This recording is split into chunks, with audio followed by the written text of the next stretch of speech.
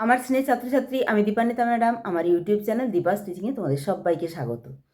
Class 12 semester 3 এর জন্য বলছি। যারা আমার চ্যানেলের নিয়মিত দর্শক বা শ্রোতা, তোমরা জানো প্রাকৃতিক ভূগোল, সেখানে ভূগঠন, ভূমিরূপ গঠনকারী প্রক্রিয়া, জলবায়ু এবং বায়ুমণ্ডল ও জীবমণ্ডল, তার সমস্ত কনসেপ্ট ক্লিয়ারের ক্লাস এবং এমসিকিউ সেগুলো সম্পূর্ণ হয়েছে। তোমরা ভিডিওসে বা প্লেলিস্টে গেলে দেখতে পাবে। এবার যে দুটো পোর্শন বাকি আছে সেটা হচ্ছে মানবীয় ভূগোল এবং ভারতের ভূগোল।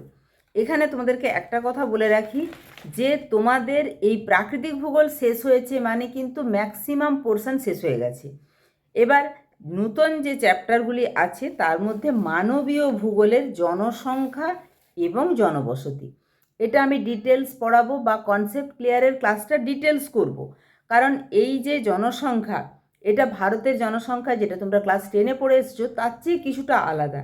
ফলে এখানে যে জনসংখ্যা তত্ত্ব আছে, পৃথিবীব্যাপী জনসংখ্যার বন্টন আছে, জনসংখ্যার ঘনত্ব, মানুষ জমি অনুপাত, কাম্য জনসংখ্যা, এই দুটো টার্ম হয়তো তোমরা জানো। কিন্তু এই যে প্রব্রজন, মরণশীলতা, বয়ঃলিঙ্গ পিরামিড, এই সমস্ত জিনিসগুলো বা জনসংখ্যা বৃদ্ধির নিয়ন্ত্রক সমূহ, সেটা ভারতের প্রেক্ষিতে পড়েছ, এবারে পৃথিবীর প্রেক্ষিতে পড়বে। এরপরে যেটা চ্যাপ্টার আছে জনবসতি, এটাও খুব ভালো করে পড়াবো। তাই অবশ্যই চ্যানেলে চোখ রাখো। চ্যানেলে নতুন হলে অবশ্যই চ্যানেলটা সাবস্ক্রাইব করে রাখো এবং নোটিফিকেশান অল করে দিও, যাতে আমি নতুন কোনো ভিডিও আপলোড করার সাথে সাথেই তোমাদের কাছে নোটিফিকেশান চলে যায়। জনবসতির চ্যাপ্টারটি খুবই সহজ। এখানে বসতির শ্রেণীবিভাগ আছে, তার মধ্যে গ্রাম্য বসতি, তার শ্রেণীবিভাগ এবং গ্রাম্য বসতির যে নকশা হয় সেই নকশা নির্ণয়কারী উপাদান, বিক্ষিপ্ত বসতি, গোষ্ঠীবদ্ধ বসতি এবং দণ্ডাকৃতি বসতি। এছাড়া শহরের কার্যাবলী ভিত্তিক শ্রেণীবিভাগ এবং গ্রামীণ বসতির কিছু কিছু সমস্যা আছে সেগুলো, পৌর বসতির কিছু কিছু সমস্যা আছে সেগুলো এই জনবসতি চ্যাপ্টারে তুলে ধরা হয়েছে। মোটামুটি চ্যাপ্টারটা সহজ। প্রাকৃতিক ভূগোলে তোমরা যেমন অধঃক্ষেপণ যে সৃষ্টি হবে তার জন্য বিভিন্ন মতবাদ, বৃষ্টিপাত যে সংঘটিত হবে তার বিভিন্ন মতবাদ, বা বায়ুমণ্ডল, যেখানে বায়ুমণ্ডলে মহাসাগর তলদেশের ভূপ্রকৃতি বা উষ্ণতা, লবণতা, ঘনত্ব, শক্তি সম্পদ সমস্ত কিছু পড়তে গিয়ে অনেকটাই তোমাদের কষ্ট হয়েছে, যেটা তোমরা ক্লাসে আমাকে বলেছো।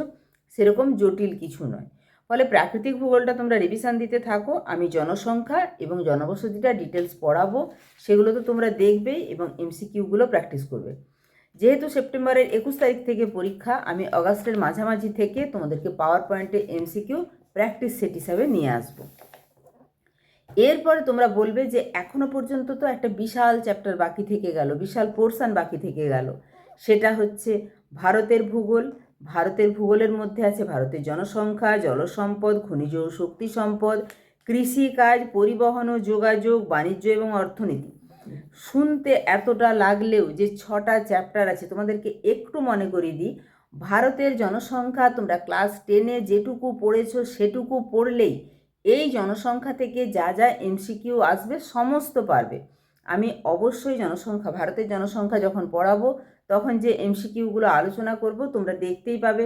সেখানে ভারতের নারী পুরুষের অনুপাতের যে জনসংখ্যার গঠন, গ্রামীণ এবং পৌর জনসংখ্যা সমস্তটাই ভারতের পার্সপেক্টিভে, ভারতের জনসংখ্যা বন্টনের তারতম্যের কারণ বা জনঘনত্ব, ভারতের জনসংখ্যা বন্টন, কোথায় জনসংখ্যা বেশি কোথায় জনসংখ্যা কম, এটা তোমরা ক্লাস 10-এই পড়েছো। তাহলে এটা যখন কনসেপ্ট ক্লিয়ারের ক্লাস করব তোমরা বুঝতেই পারবে যে এটা আমাদের রিভিশন হচ্ছে।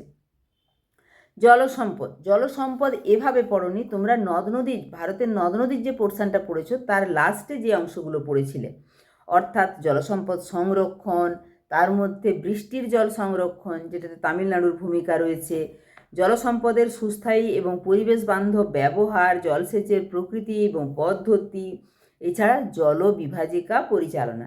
একটু নূতন নূতন টার্ম পাবে, তাও বলে দিই এটা মাত্র 2 থেকে 3 ঘন্টার ক্লাস বা 2 থেকে 3টে ক্লাস দিলেই তোমরা পুরোটা বুঝতে পেরে যাবে। এরপর আছে খনিজ ও শক্তি সম্পদ, সেটা ভারতের খনিজ এবং শক্তি সম্পদের বন্টন তোমরা ক্লাস 9-এ পড়েছো, ওই নামগুলোই আবার রিপিটেডলি আসবে। হ্যাঁ, সেখানে লৌহ আকরিক, ম্যাঙ্গানিজ, বক্সাইট, তামা, অভ্র, কয়লা, খনিজ তেল, প্রাকৃতিক গ্যাস, পারমাণবিক শক্তি ইত্যাদি উৎপাদনে ভারতের মধ্যে কোন রাজ্য প্রথম, এটা একটু ভালো করে করতে হবে। কিন্তু আমি তোমাদেরকে যেটা বলতে চাইছি, এই চ্যাপ্টার সম্পর্কে তোমাদের সম্পূর্ণ একটা স্বচ্ছ ধারণা আছে। এরপরে হচ্ছে ভারতের কৃষিকাজ, সেখানে একটু নতুন জিনিস আছে, সেগুলো দুটো ক্লাস করলেই তোমাদের ক্লিয়ার হয়ে যাবে। ক্রপ ক্যালেন্ডার বা শস্য ক্যালেন্ডার কি, শস্যাবর্তন, শস্য সমন্বয়, শস্য প্রগাঢ়তা, এছাড়া আছে সবুজ বিপ্লব, নীল বিপ্লব, শ্বেত বিপ্লব। শ্বেত বিপ্লব দুধের সাথে জড়িত, নীল বিপ্লব মাছ চাষের সঙ্গে জড়িত, সবুজ বিপ্লব খাদ্য শস্য উৎপাদনের সাথে জড়িত। এছাড়া কার্পাস বা তুলা, আখ, চা ইত্যাদি উৎপাদনের অনুকূল ভৌগোলিক পরিবেশ এবং কোন রাজ্য প্রথম, বুঝতেই পারছো, এটাও তোমরা ক্লাস 10-এ পড়ে এসছো। পরিবহন ও যোগাযোগ ব্যবস্থা, এটাও তোমরা ক্লাস 10-এ পড়েছো। সড়ক পথ, রেলপথ, জলপথ, বিমানপথ, কোন পথের কতটা সুবিধা আছে কি অসুবিধা আছে, সেখান থেকেই মোটামুটি কোশ্চেন আসবে।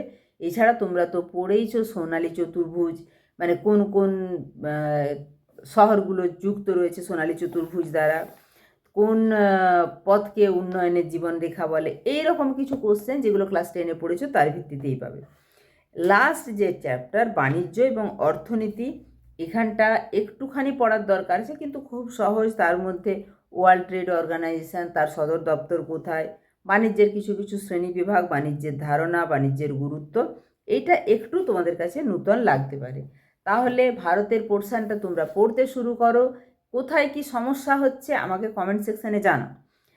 প্রথমের যে প্রাকৃতিক ভূগোল, সেটাও তোমরা রিভিশন দিতে শুরু করো এবং ভারতের পোর্শনটাও রিভিশন আকারে শুরু করো। আমি নেক্সট যে চ্যাপ্টার নিয়ে আসছি সেটা পৃথিবীব্যাপী যে জনসংখ্যা, অর্থাৎ মানবীয় ভূগোলের যে জনসংখ্যা চ্যাপ্টারটি আছে সেই ক্লাস। ফলে অবশ্যই সমস্ত ক্লাসগুলো দেখতে থাকো, ফাইনালের জন্য কোনো অসুবিধা কিছু হবে না। তোমাদের যদি কোনো অসুবিধা হয় কমেন্ট সেকশন তো খোলাই আছে, কমেন্ট করতে পারো। আমি তোমাদের একজনের প্রয়োজন মতো ক্লাসও কিন্তু আপলোড করব এবং তোমাদেরকে বলবো গুরুত্বপূর্ণ এই তথ্যটা, অর্থাৎ এই চ্যানেল থেকে যে 3rd সেমিস্টার এবং 4th সেমিস্টার অর্থাৎ উচ্চ মাধ্যমিক ভূগোলের জন্য যে সম্পূর্ণ প্রিপেয়ার করানো হয়, এই তথ্যটা বন্ধুদের মাঝেও শেয়ার করে দিও, ভিডিওটাতে একটা লাইক করে দিও। দেখা হচ্ছে খুব তাড়াতাড়ি পরবর্তী ক্লাস, অর্থাৎ জনসংখ্যা মানবীয় ভূগোলের প্রথম চ্যাপ্টার নিয়ে। ঠিক আছে, টাটা।